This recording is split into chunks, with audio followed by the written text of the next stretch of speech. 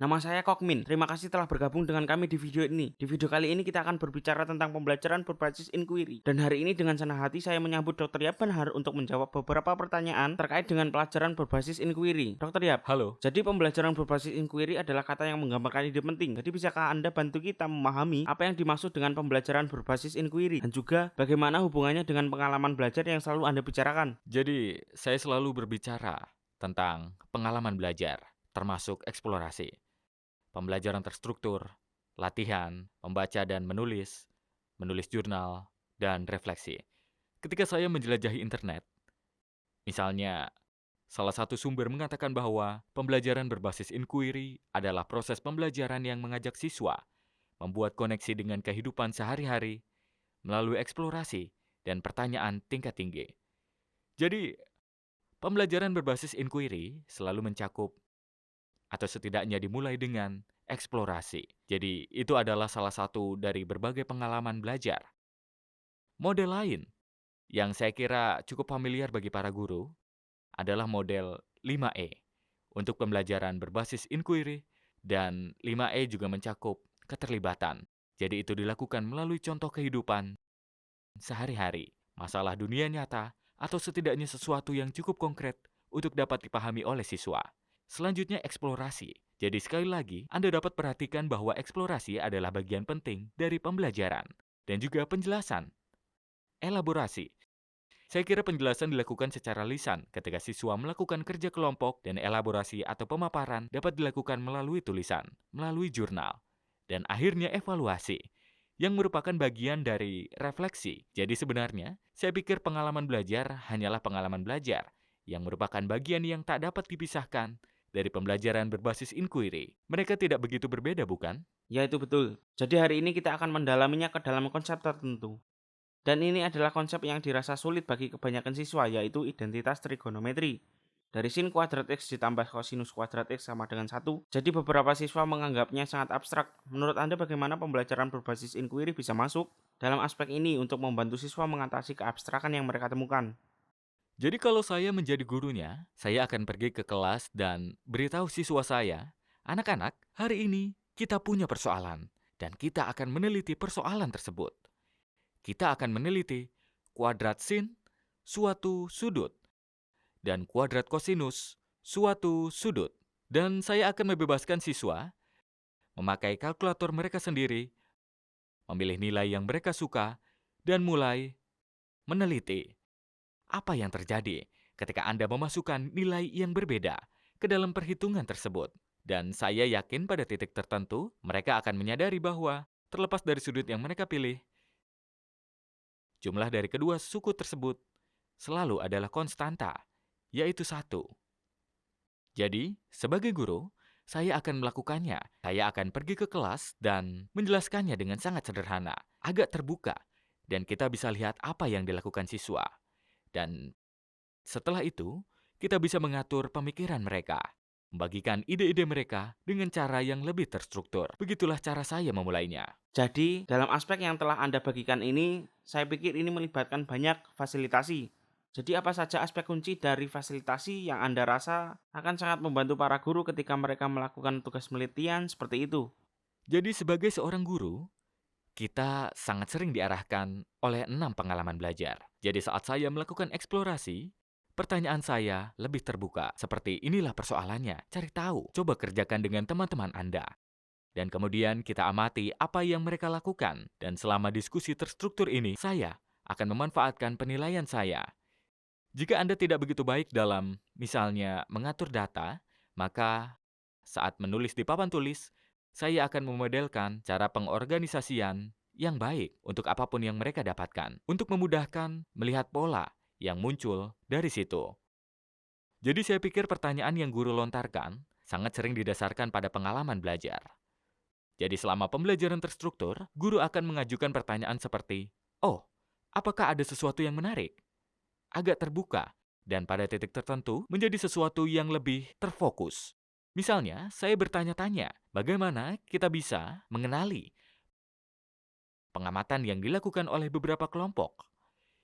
Jadi saya akan membayangkan beberapa pertanyaan akan lebih terbuka, dan yang lainnya akan lebih tertutup. Jadi, mengenai topik tentang siswa, Jadi beberapa guru mungkin berpikir bahwa struktur pembelajaran berbasis inquiry semacam ini lebih cocok untuk siswa yang lebih paham atau siswa yang lebih aktif. Jadi apa pendapat Anda tentang ini? Sebenarnya sebaliknya, saya pikir bahwa pembelajaran seperti ini cocok untuk setiap siswa. Untuk pembelajar tingkat lanjut, mereka sangat membutuhkan tantangan seperti itu. Lagi pula, Anda tahu, isi pembelajaran tidak sulit, tapi penelitiannya berurusan dengan sesuatu yang lebih terbuka, bisa menjadi tantangan bagi mereka, atau bahkan kerjasama dengan teman. Berkolaborasi bisa menjadi sesuatu yang sulit bagi mereka. Tapi bagi siswa yang kesulitan, beberapa guru akan mengatakan, baiklah, mungkin mereka tidak bisa melakukan penelitian ini. Namun sebaliknya, semua teori belajar mengatakan bahwa justru merekalah yang sangat membutuhkan ini. Anda lihat, mengapa mereka tidak memahami matematika dengan baik? Apa yang terjadi hingga saat ini? Sampai saat ini, mereka telah terpapar pada pembelajaran yang sangat terstruktur. Jadi saya kira pembelajaran terstrukturlah yang membingungkan mereka. Dan menurut teori belajar, hal itu tidak mengherankan. Teori belajar seperti yang Piaget katakan, bahwa para siswa membutuhkan waktu proses, dan penelitian memberikan mereka waktu, ruang kosong. Dalam pembelajaran terstruktur, guru menjelaskan waktu mereka sangat sedikit. Mereka mengejar ketinggalan mereka dalam apa yang guru coba jelaskan. Jadi pada pembelajaran yang lebih terstruktur, guru memberikan pelajaran atau penjelasan. Waktu memproses siswa sebenarnya cukup sedikit, tetapi dalam pembelajaran berbasis penelitian, mereka memiliki lebih banyak waktu untuk memproses apapun yang mereka lakukan. Dan juga, para siswa ini belum melakukannya dengan baik, karena strukturnya. Dan hal tersebut didukung oleh teori belajar dari Diens. Diens mengatakan bahwa kita awalnya belajar dengan mengeksplorasi. Dan ketika kita mulai dengan pembelajaran terstruktur, pada awalnya kita sering mengasingkan sekelompok besar siswa. Sifat manusia memang seperti itu. Ketika kita pertama kali mempelajari sesuatu, harus berantakan, tidak terstruktur. Seperti cara kita mempelajari sesuatu ketika kita masih muda. Seperti misalnya, ketika orang tua ingin mereka tahu hewan itu adalah kucing. Saya yakin tidak ada orang tua yang berpikiran untuk menyiapkan PowerPoint untuk mengajari anaknya bahwa binatang itu adalah kucing. Kita mempelajarinya dengan cara yang agak menyenangkan, tidak terstruktur, ketidaksengajaan, dan bertentangan dengan kepercayaan populer. Siswa yang lebih lemah justru akan lebih diuntungkan dari pelajaran seperti itu. Dan saya telah memberi Anda hanya 2 pembenaran. Waktu proses oleh Piaget dan eksplorasi oleh Diens. Tetapi saya dapat beritahu Anda, setiap teori belajar akan memberikan pembelajaran mengapa pembelajaran ini diperlukan untuk siswa yang sedang kesulitan. Jadi sebenarnya sebaliknya, siswa yang kesulitanlah yang lebih membutuhkan ini daripada siswa dengan tingkat pemahaman yang lebih baik. Untuk siswa dengan tingkat pemahaman yang lebih baik, saya pikir pembelajaran apapun yang guru berikan kepada mereka, mereka akan tetap belajar. Saya pikir bahkan tanpa guru, hanya menonton video, mereka juga akan belajar. Maksud saya, belajar isinya. Tentu saja, untuk guru selalu ada kekhawatiran tentang waktu. Jadi dengan tugas penelitian secara alami ini akan memakan lebih banyak waktu di awal. Jadi beberapa guru merasa bahwa mereka tidak akan punya cukup waktu untuk mencakup kurikulum dan mempengaruhi aspek lain dari waktu kurikulum. Jadi apa pendapat Anda tentang ini? Mengajar melalui penelitian membantu siswa mempelajari konten. Tetapi di atas semua itu, mereka juga belajar caranya belajar. Pendekatan yang lebih tradisional, ceramah, atau penjelasan yang akan mengajarkan siswa kontennya, tapi sangat sering tidak mengajarkan siswa caranya belajar. Jadi meskipun pembelajaran berbasis penelitian tampaknya menyita lebih banyak waktu di awal, karena siswa sekaligus belajar cara belajar, tahapan selanjutnya pada pembelajaran tahun lainnya, mereka akan belajar lebih cepat dan sebenarnya tidak memakan waktu lebih lama. Ini membutuhkan waktu lebih sedikit. Dalam pendekatan tradisional, konsep-konsep di bagian akhir kurikulum lebih menantang. Dan ketika siswa belum belajar bagaimana caranya belajar, mereka akan benar-benar kesulitan. Dan mereka akan memakan waktu lebih lama ketika tiba ke topik tersebut. Jadi saya pikir, pembelajaran berbasis penelitian, meskipun sepertinya butuh banyak waktu, saya merasa itu terjadi hanya pada masa awal. Ketika kita membiasakan siswa, mengajar mereka bagaimana bekerja dalam kelompok, mengajar mereka segala hal tentang penelitian, Tapi begitu pembelajaran sedang berlangsung, mereka akan belajar bagaimana cara belajar. Dan itulah hal yang akan membuat mereka belajar lebih cepat menjelang akhir tahun ajaran. Satu pertanyaan terakhir tentang tugas penelitian. Jadi apakah ada beberapa topik yang lebih cocok untuk tugas penelitian seperti itu banding yang lainnya dalam matematika? Menurut saya jawabannya adalah ya, tapi tidak begitu banyak mengenai topik. Teori scam adalah tentang jenis pemahaman yang siswa pelajari dalam matematika. Jadi teori scam memberitahu kita bahwa ada 3 jenis pemahaman dalam matematika. Pertama adalah apa yang kita sebut pemahaman konseptual, memahami makna. Tapi menurut saya, scam dalam bukunya mengacu pada hal tersebut sebagai pemahaman relasional. Tapi kita sebut saja pemahaman konseptual. Yang kedua adalah pemahaman prosedural. Saya kira dalam bukunya dia membicarakan tentang pemahaman instrumental. Sekali lagi, saya akan menyebutnya pemahaman prosedural. Dan yang ketiga adalah pemahaman konvensional, yaitu memahami konvensi yang kita gunakan dalam bahasa matematika.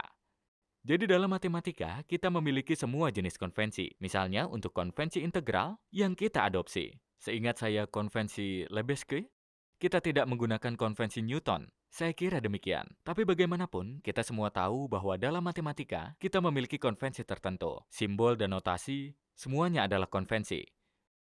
Urutan operasi adalah konvensi. Sepertinya memang begitu. Orang melakukannya. Hampir seperti tata bahasa matematika. Seperti di mana kita mendapat banyak operasi gabungan, kita selalu melakukan tanda kurung terlebih dahulu. Kemudian pangkat, eksponen, kan? Jadi itulah konvensi. Sekarang kembali ke pertanyaan Anda. Apakah ada hal-hal tertentu yang sebaiknya diajarkan melalui investigasi? Saya kira konvensi. Apa itu? Anda hanya beritahu siswa, inilah satu-satunya cara Anda menjelaskannya. Ini adalah cara kita menulis diferensiasi. Ini adalah cara kita menulis integral. Jadi konvensi sebenarnya tidak ada yang perlu diteliti. Anda hanya perlu membaca atau seseorang yang akan memberitahu Anda. Jadi menurut saya, selain konvensi, setiap aspek matematika cocok untuk penelitian. Melalui penelitian, kita mempelajari konsep yang berjalan seiring dengan prosedur. Sebagai contoh, katakanlah topik jumlah sudut dalam sebuah poligon. Saya bisa bayangkan bahwa guru memberi siswa banyak bentuk dan meminta mereka untuk meneliti jumlah sudut dalam heksagon atau pentagon, dan mereka melakukan apapun, termasuk memotong poligon menjadi segitiga dan memanfaatkan pengetahuan sebelumnya bahwa pada segitiga, sudut dalam berjumlah 180 derajat.